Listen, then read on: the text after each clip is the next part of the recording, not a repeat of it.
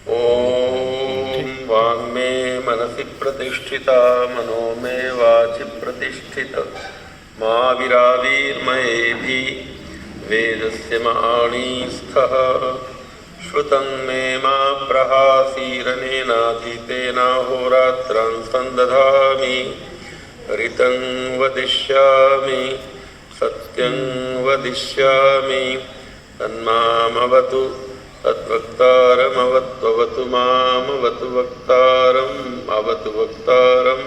ओम शांति शांति शांति।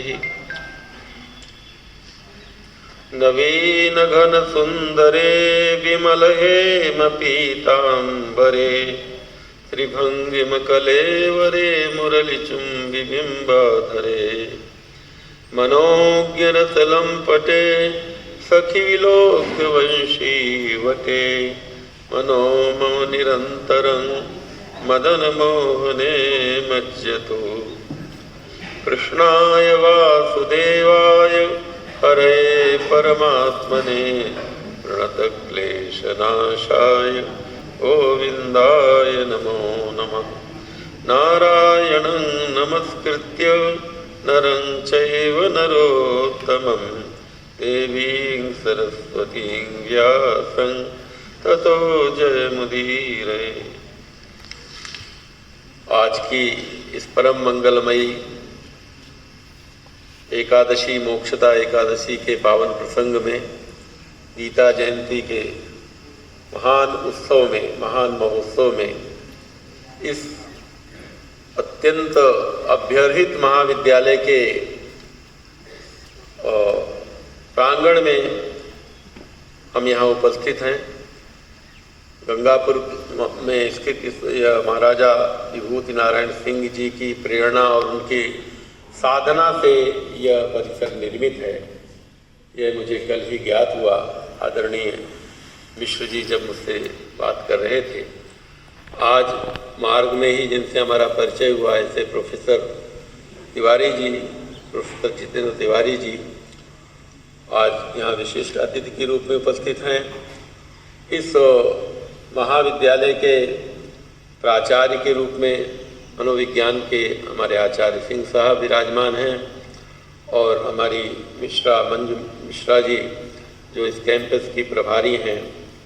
ये तीनों मंचस्थ सुधीजनों को पहले नमस्कार करते हुए इस महाविद्यालय के यहाँ भी शायद 2 परिसर हैं और सभी परिसरों के जो आचार्यगण हैं, आचार्यगण हैं, उनका हम अभिवंदन करते हुए, क्योंकि विद्या की अधिष्ठात्री भगवती देवी सरस्वती देवी वाग्देवी इन आचार्यों की वाणी में ही अवतीर्ण होती हैं और फिर विकीर्ण होती हैं अभ्यर्थित उचित पात्रों में।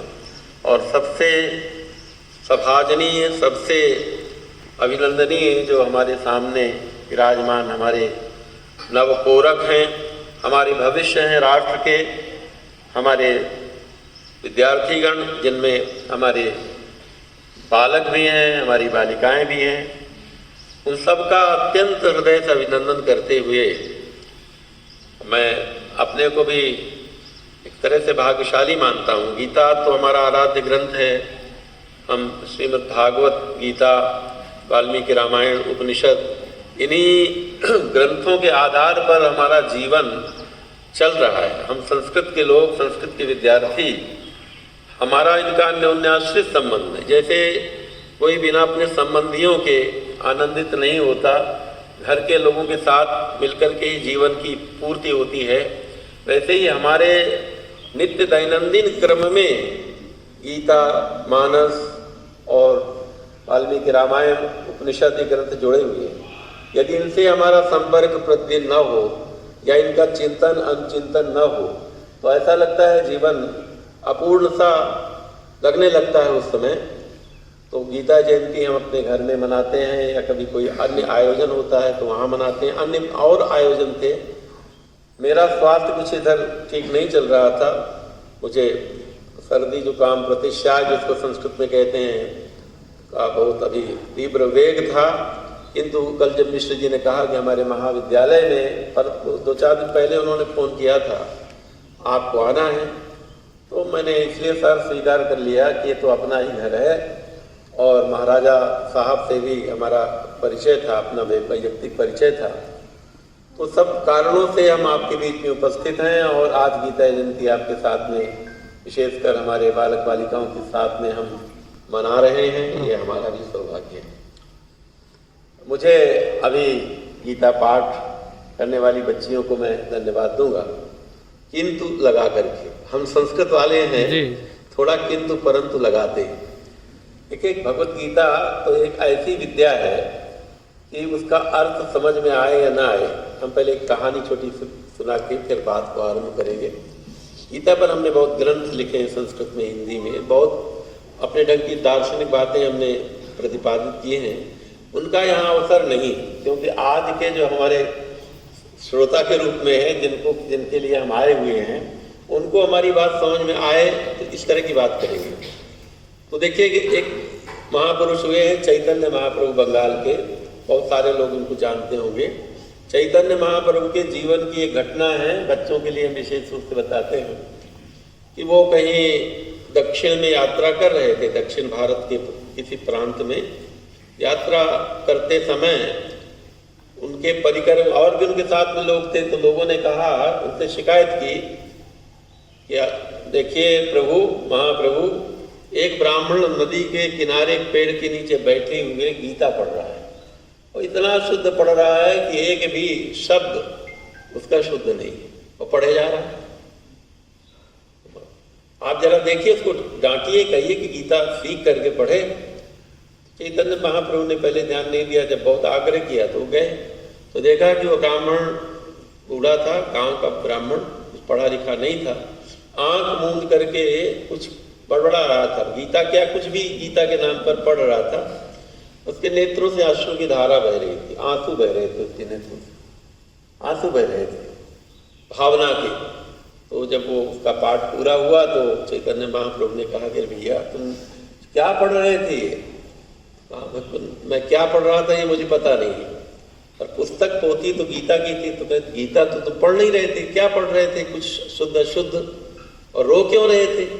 कहा जब मैं गीता को लेकर पढ़ता हूँ तो मुझे पता नहीं होता कि मैं क्या पढ़ रहा हूँ, लेकिन मुझे ये दिखता है कि महाभारत का की रणभूमि है।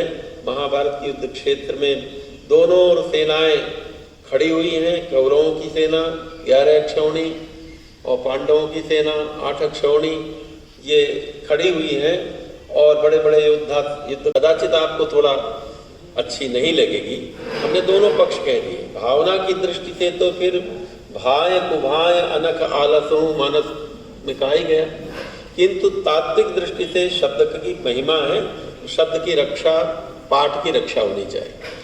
अब बच्चों के स्तर से हम बात करें, ये हमारे लिए थोड़ी कठिन बात होती है, क्योंकि हम लोग जब बोलते हैं तो प्रायः विद्वज्जनों के बीच में बोलने का अवसर आता है, बहुत दिनों से बच्चों के बीच में बोलने का अवसर नहीं आता। किंतु ऐसा नहीं है कि हम बच्चों के काम की बात नहीं इसमें कह सकते, कहने का प्रयास करते हैं। सबसे पहली बात तो है कि आज के अध्याय को जिन बच्चों ने पढ़ा है उनको बहुत बहुत धन्यवाद देते हैं, उनके आचार्यों को भी धन्यवाद देते हैं। अध्याय का चयन यहाँ पाठ्यक्रम में भी किया गया। उस अध्याय का नाम क्या है? दैवासुर संपद विभाग योग। देखिए गीता योग शास्त्र है पूरा। भगवत गीता कहाँ से ली गई, थोड़ा सा परिचयात्मक चर्चा करें। महाभारत नाम का एक ग्रंथ है, बहुत बड़ा विशाल संस्कृत का ग्रंथ है, और इसकी रचना की है भगवान वेद व्यास जी ने, जो भगवान के कलावतार कहे जाते हैं। ये 1,00,000 श्लोकों का ग्रंथ है महाभारत। इसको शतसाहस्री संहिता कहते हैं। और व्यास जी ने जब इसको लिखा तो इसके लेखक गणेश जी को बनाना पड़ा। गणेश जी से शर्त करके, वो कथा में नहीं जाएंगे क्योंकि हम कुछ और बातें कहने वाले हैं। तो गणेश जी पहले लेखक के रूप में उपलब्ध क्यों होगा कोई किसी का लेखक? वेतन तो मिलना नहीं था, गणेश जी को चाहिए भी नहीं था, तो उन्होंने नानुकुर किया, लेकिन फिर अंत में तैयार हो गए। तपस्या की थी व्यास जी ने, पर एक शर्त रखी कि देखो व्यास जी, आप जल्दी जल्दी अगर नहीं रचना करोगे तो हमारी लेखनी रुक जाएगी, और जहां हमारी लेखनी रुक जाएगी वहीं हम विराम कर देंगे, हम आपकी शर्त को नहीं मानेंगे। तो व्यास जी ने कहा भगवान बिल्कुल सही बात है, लेकिन आप हमारी एक बात हमारी भी मानिए, ये प्रार्थना है। क्या? बोलिए। मेरे प्रत्येक लिखे श्लोक का अर्थानुसंधान करके लिखिएगा। ऐसा नहीं कि मैं बोलूं आप लिखते जाएं, मेरे श्लोक का क्या अर्थ है समझ करके लिखिएगा। तो एक क्षण गणेश जी को समझने में लगता है व्यास जी की रचना में। इतने में व्यास जी ने 50 श्लोक बना दिए। तो गणेश जी से ऐसे ट्रिक से, ऐसे ढंग से लिखवाया, तब भी 3 साल लगे और व्यास जी पूरी नींद सो नहीं पाए, तब महाभारत की रचना हुई। आजकल लोग महाभारत को सोचते हैं लड़ाई झगड़े का ग्रंथ, जानते नहीं। मैं इसलिए महाभारत की चर्चा कर रहा हूँ कि गीता महाभारत का एक अंश है। तो क्या है उसके विषय में महाभारत में ही कहा गया, त्रिभिर्वर्षैः सदोत्थायी सदा तद्गत मानसः। 3 वर्षों तक सदा उत्थाई माने उठे ही रहते थे, सो नहीं पाते थे। और सदा तद्गत मानसः कृतवान संहितां व्यासः। व्यास जी ने उस संहिता की रचना की। इस महाभारत में 4 पुरुषार्थ होते हैं हमारे, धर्म, अर्थ, काम और मोक्ष, जिन्हें रामचरितमानस में 4 पदार्थ कहा गया, 4 पदार्थ। तो धर्म, अर्थ, काम, मोक्ष हमारे जीवन में हम कोई ना कोई धर्म मानेंगे तभी हमारा मानव जीवन सफल होगा। क्योंकि मनुष्य का क्या अर्थ होता है? मनुष्य का अर्थ बताने के लिए हमारे ऋषि कहते हैं, क्या कहते हैं? मत्वा कर्माणि सीव्यति इति मनुष्य। जो जैसे हम एक उदाहरण देते हैं, दर्जी के पास में आप कपड़े सिलवाने के लिए जाते हैं और मेरे बच्चे का आप शर्ट सिल दीजिए, इसकी शर्ट बना दो, इसका पैंट बना दो, कुछ भी बना दो, कुर्ता बना दो। तो दर्जी नाप लेता है, और नाप लेने के बाद में कहता है जल्दी बना दो, हम 2 घंटे बैठ जाएंगे यहीं बनाओ। तो बच्चा भी बैठ गया, पिता भी बैठ गया। तो सबसे पहले दर्जी ने मशीन नहीं चलाई, सुई नहीं उठाई, सबसे पहले कैंची उठाई और कैंची उठा करके काटने लग गया कपड़ा। तो बच्चा रोने लग गया कि अरे पिताजी, पापा ये तो काट रहा है कपड़े को जिसको आपने लिया। तो वो समझाता है पिता कि नहीं, काटेगा नहीं तो सिलेगा कैसे। मत्वा कर्माणि सीव्यति, मनुष्य पहले तर्क वितर्क करके हमें क्या करना चाहिए, किस प्रकार तर्क वितर्क के काट करके नाप के अनुसार कर्म करे। सीव्यति माने सिलना, अपने जीवन में कर्मों की सिलाई जो करना है मनुष्य को, वो नाप जोक करके करना है, संयत होकर करना। कुछ भी मन में आया बोल दिया, कुछ भी चेष्टा हुई हम कर दिया, तो हम तो अंत में समाज में रहने योग्य नहीं रह जाएंगे, अपराधी सिद्ध हो जाएंगे। तो मनन करके मत्वा कर्माणि सीव्यति मनुष्य, ये मनुष्य की परिभाषा है और ये मेरी बनाई परिभाषा नहीं है। महर्षि व्यास एक बहुत बड़े ऋषि हुए हैं। तो देखो बच्चों, हमारे यहाँ सबसे पहले तो हम मनुष्य हैं कि नहीं, यही हमको जानना चाहिए। हमारे सारे शास्त्र हमें मनुष्य बनाना, हम मनुष्य योनि में पैदा हुए हैं, हमारे 2 हाथ हैं, 2 पैर हैं और सिर है, पशुओं के 4 पैर होते हैं, इसलिए हम मनुष्य हैं, ये पूरी बात नहीं है। हम विचार करते हैं, तर्क करते हैं, सोचते हैं क्या उचित है क्या अनुचित है, यह विचार जो कर पाता है वह मनुष्य। शिक्षा सबसे पहले मनुष्य बनाती है। तो आप शिक्षा में हैं, मनुष्य में, मनुष्य भी कैसा बनना, मनुष्य रहते हुए भी पशु बना जा सकता है और मनुष्य रहते हुए ही पिशाच भी बना जा सकता है, राक्षस भी बना जा सकता है। जो मनुष्य कहा गया है, कि श्लोक बहुत संस्कृत में बहुत आरंभिक श्लोकों की चर्चा करके हम बात आगे बढ़ा रहे हैं, कि कहा गया कि जिस पुरुष में विद्या नहीं है, जिस पुरुष में धर्म की स्थापना नहीं है, तो वह मनुष्य क्या है, यह जो है वो बिना सींग के पशु के समान, उच्च विषाणहीना, साक्षात पशु उच्च विषाणहीना। तो मनुष्य रहते हुए दिखता रहेगा मनुष्य, और अगर उसके आचरण पशुओं की तरह हैं तो पशु जैसा हो जाएगा। और अगर वह आक्रामक है, हिंसक है, किसी का हत्या करता है, लूट करता है, चोरी करता है, आतंकवादी बन जाता है, तो वही तो राक्षस हो गया, पिशाच हो गया। तो देखिए अभी जो आपने अध्याय पढ़ा था, वो अध्याय था दैवासुर संपद विभाग योग। मनुष्य देवता भी बन सकता है अगर उसमें इतने गुण हो जो गिनाए गए, और असुर भी बन सकता है जो दुर्गुण गिनाए गए। तो ये इसकी चर्चा भी बाद में करेंगे। अभी हम ये कह रहे थे कि ऐसे महाभारत में 18 पर्व है। पर्व का मतलब होता है विभाग, पर्व माने होता है गांठें, जैसे गन्ना होता है ना, तो गन्ने की गांठें होती और उसमें गन्ने की गांठें, वही से ही माना गया कि ये बड़ा रसीला गन्ना है महाभारत, और उसमें 18 पर्व है।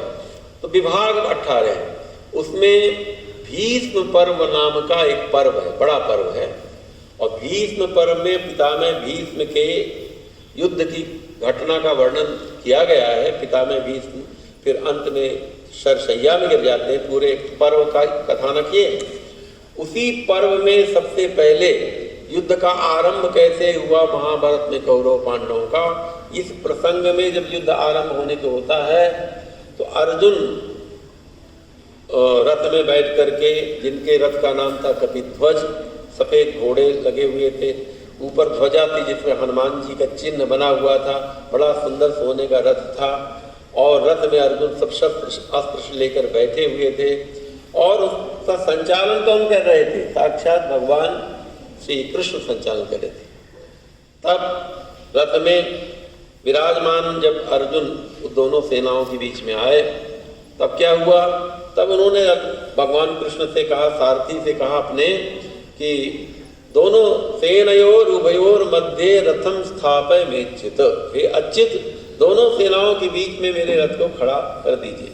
यावदेतान निरीक्षेहम युद्धकामान अवस्थितान कैर्मया सहयोद्धव्यमस्मिन् रण समुद्र में, मैं जरा देखूं तो कि मेरा युद्ध किन किसके साथ में होना है। अर्जुन को पता था कि दुर्योधन इत्यादि मेरे ही भाई हैं, ताऊ के लड़के हैं, युद्ध तो इन्हीं से होना है, लेकिन इनके पक्ष में और कौन कौन से लोग हैं, कितनी सेना है, इसका मैं अवलोकन करूंगा। तो अर्जुन जब वहाँ खड़े होते हैं तो देखते हैं कोई हमारा भाई लगता है, कोई भतीजा लगता है, कोई चाचा लगता है, कोई ताऊ लगता है। तो सब देख करके उनको बड़ा वैराग्य हुआ कि इनसे लड़ूंगा, इनको मार करके ये मुझे मारेंगे या मैं इनको मारूंगा, इनको मार करके अंत में अगर मुझे राज्य भी मिल जाए तो इस खून से सने हुए, रक्त से सने हुए राज्य को लेकर मैं क्या करूंगा। इसीलिए उन्होंने कहा कि मैं युद्ध नहीं करूंगा, नयोक्षे नहीं युद्ध करूंगा। ऐसा करके वो अत्यंत दुखी होकर के उनके शरीर में कपकपी होने लग गई और उनका गांडीव धनुष गिर गया। तब भगवान कृष्ण ने कहा कि अर्जुन ऐसे कायर मत बनो, देखो तुम ये मत सोचो कि तुम अपने भाई बंधुओं से लड़ रहे हो, तुम जिनसे लड़ रहे हो अधर्मी। एक न्यायाधीश के सामने एक अपराधी आता है, वो अपराधी ने बहुत ऐसा कार्य किया, किसी की हत्या कर दी और उस पर ठीक ठीक मुकदमा चला और अंत में उसका अपराध घोषित करने का अवसर आया तो प्राण दंड का वो अपराधी है, प्राण दंड देना चाहिए। तो न्यायाधीश या जज जो होते हैं वो दे देते, उन्हें कोई उस व्यक्ति से कोई वैर नहीं होता, लेकिन वो न्यायाधीश उसको नियम के अनुसार, कानून के अनुसार प्राण दंड दे देते हैं और उनको कोई सुख दुख नहीं होता। लेकिन परीक्षा तब होती है, ऐसे कई प्रसंग पहले राजाओं के समय में आए, राजा ही न्यायाधीश तब होते थे, मुख्य न्यायाधीश, और राजा के सामने अपराधी के रूप में उनका राजकुमार ही आ गया जो अकेला था और संतान भी राजा की नहीं थी, लेकिन उसने ऐसा कांड किया था कि हत्या की थी या किसी स्त्री का अपमान किया था या कुछ किया था कि जिसमें प्राणदंड ही मिलना है। अब राजा की परीक्षा न्यायाधीश के रूप में होगी कि वो क्या करता है। अगर सोचेंगे तो मेरा बेटा है, कर दिया वो कर दिया, इसको क्षमा कर देना चाहिए, तब वो निंदा करने लगा है कि प्राण दंड देना तो बहुत बुरी बात है, प्राण दंड नहीं देना चाहिए, प्राण दंड अमानवीय कृत्य है और कोई दंड दे देना चाहिए, प्राण दंड नहीं देना चाहिए। अच्छा, पहले जो प्राण दंड ध्रुव को दिया तब नहीं विचार आया, अब अपने लड़के के मन में दंड देने के अवसर पर विचार आया। तो यही बात अर्जुन कह रहे थे कि मैं इनको नहीं मारूंगा, एतान नान्तमिच्छामि घृणतोऽपि मधुसूदनम अपि त्रैलोक्य राज्यस्य हेतो किन्नु मयि कृते। तीनों लोगों का राज्य मिल जाए तो भी मैं इनको नहीं मारूंगा क्योंकि तो मेरे भाई बंधु हैं, तो इनके मारने से ऐसा होगा वैसा होगा। तब भगवान ने कहा अर्जुन तो पहले कितने लोगों को तुम युद्ध में तुमने मारा, ऐसे अन्यायी लोगों को, दुष्टों को, तब नहीं आपने ये विचार किया। तो यह मोह अर्जुन को हो गया। इस मोह के नाश के लिए भगवान ने गीता सुनानी आरंभ की और गीता का पहला श्लोक मतलब उपदेश का पहला श्लोक, धर्म क्षेत्र कुरुक्षेत्र तो है ही, लेकिन भगवान ने गुरु बन करके। और एक बात और बताएं, ज्ञान गुरु के बिना नहीं मिलता। जैसे आप लोग चाहें तो पुस्तकों से भी पढ़ लें। अभी चर्चा हो रही थी, ऑनलाइन शिक्षा की चर्चा हो रही थी।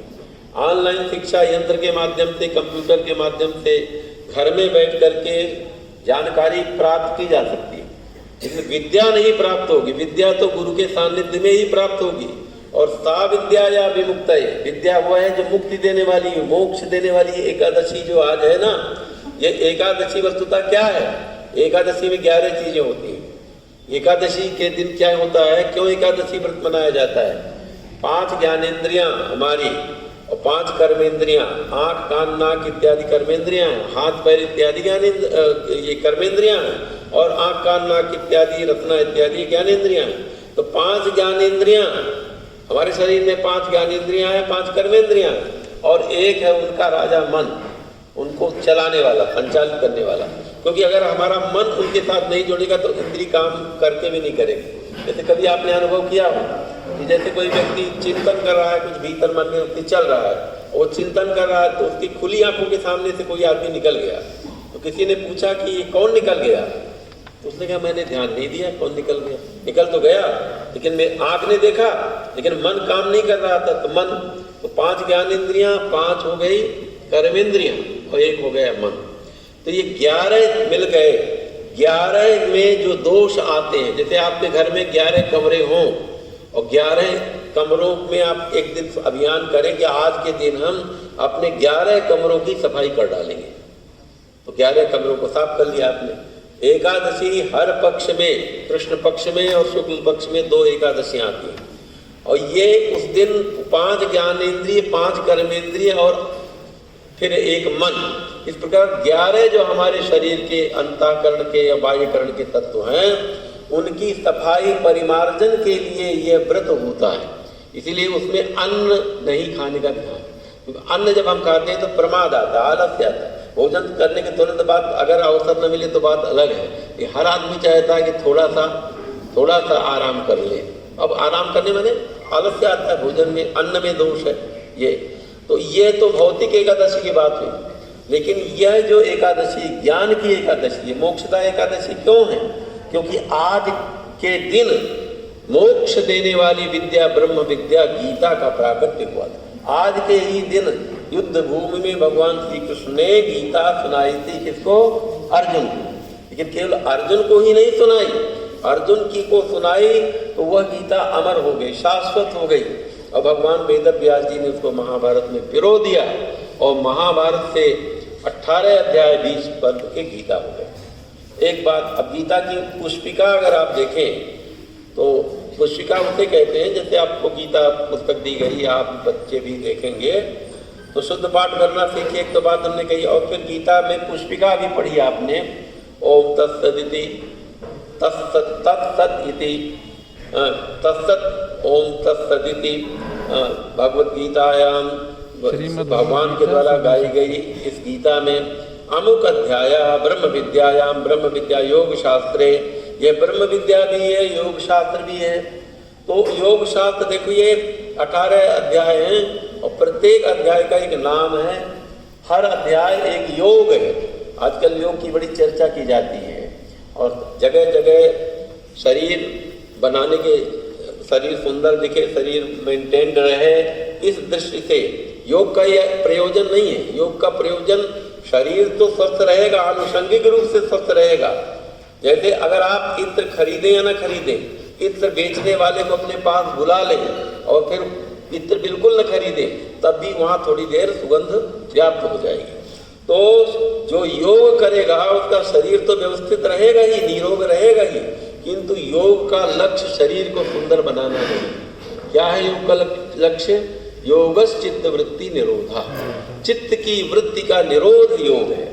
और आप देखिए आज की सारी समस्या, जो बच्चे आजकल तो सभी न्यूज देखते हैं, सभी जो वातावरण में या संसार में जो गतिविधियां हो रही, सबसे परिचित बच्चे भी हैं। बड़े बड़े देश लड़ रहे हैं, बड़े बड़ा विध्वंस हो रहा है, हजारों लोग रोज मर रहे हैं। ये किसकी गड़बड़ी है? चित्त की गड़बड़ी। मन हमारा उल्टा पुल्टा हो जाए तो सारा विश्व नष्ट हो सकता है। आज मनों की शुद्धि करने के लिए चित्त शुद्धि की आवश्यकता है, जो गीता जैसे शास्त्रों के द्वारा संभव है।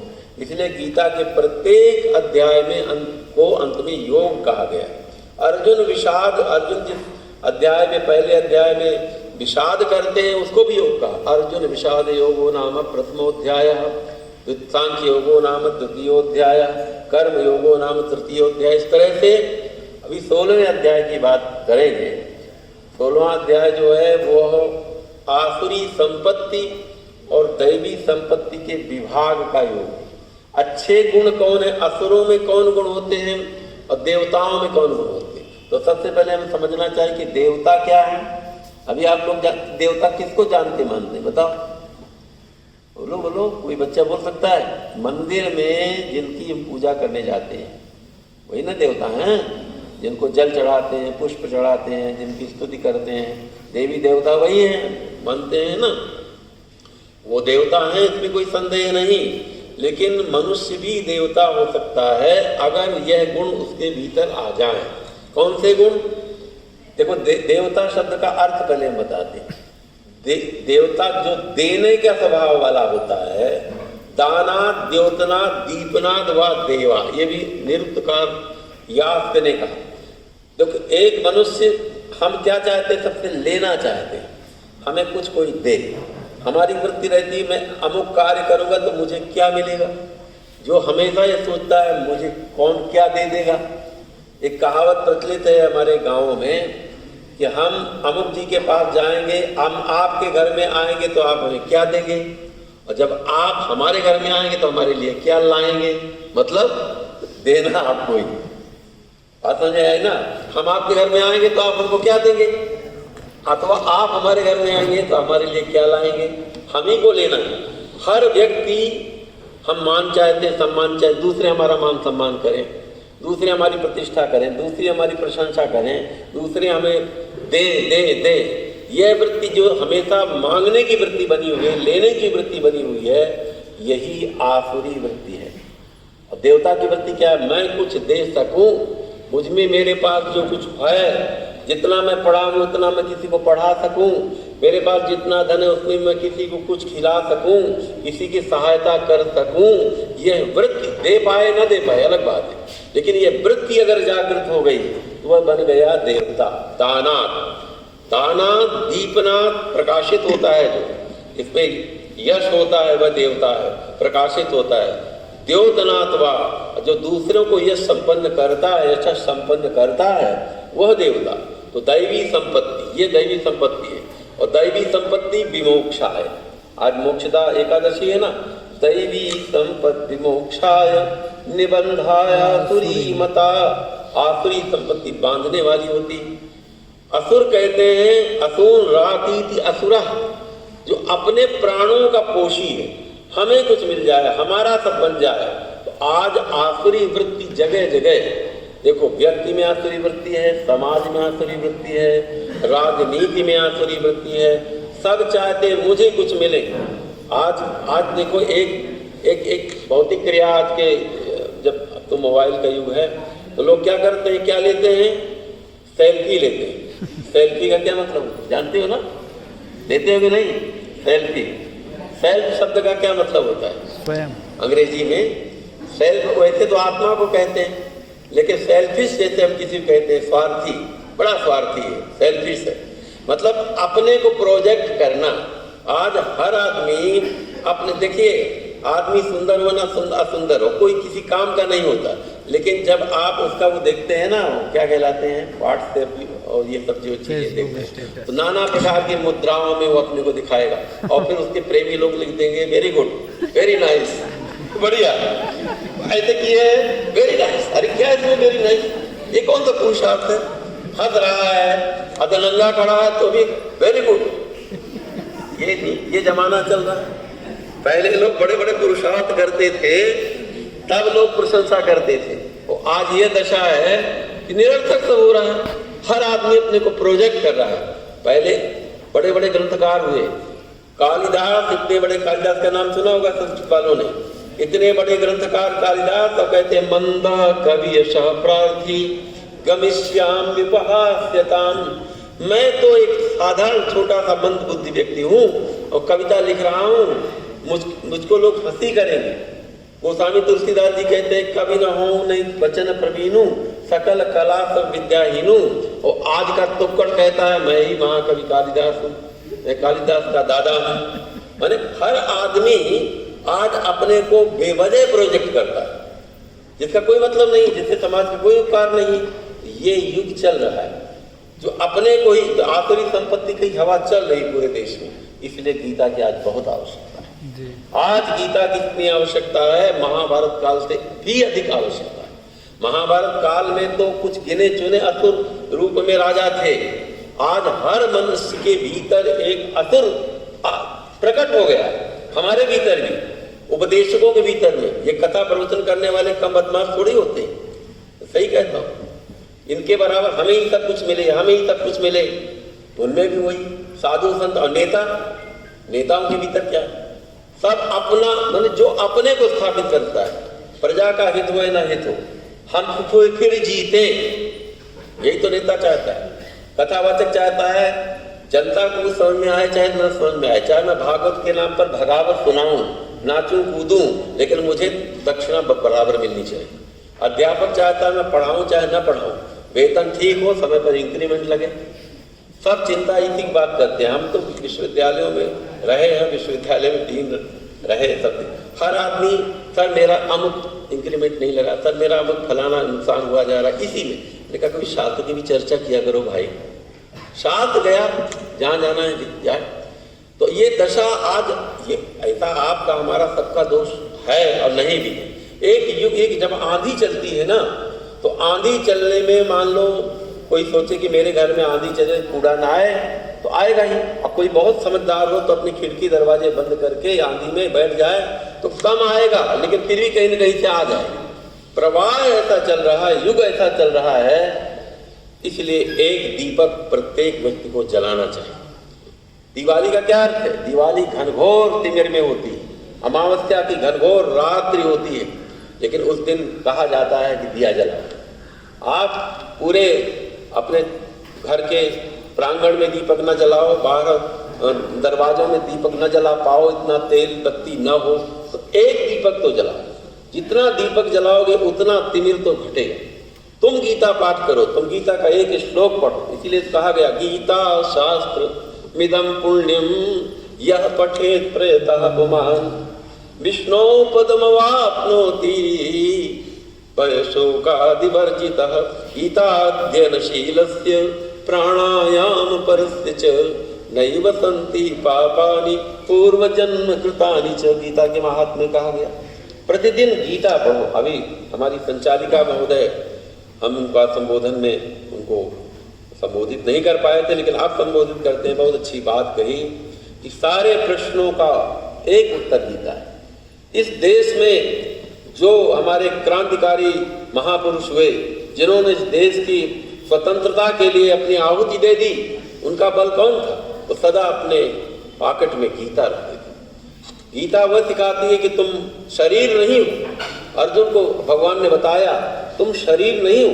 जैसे कोई मनुष्य कपड़ा बदलता है पुराने हो जाने पर, और कपड़ा बदलने में कोई शौक नहीं होता, वैसे ही तो शरीर बदलता है। तुम मर करके भी तुम मरोगे नहीं, तुम्हारा आत्मा नित्य है। अशोच्यानन्नो शोचस्त्वं प्रज्ञावादांश भासते गतासून गतासूंश्च नानुशोचन्ति पंडिता। शरीर मृत्यु का भय क्यों?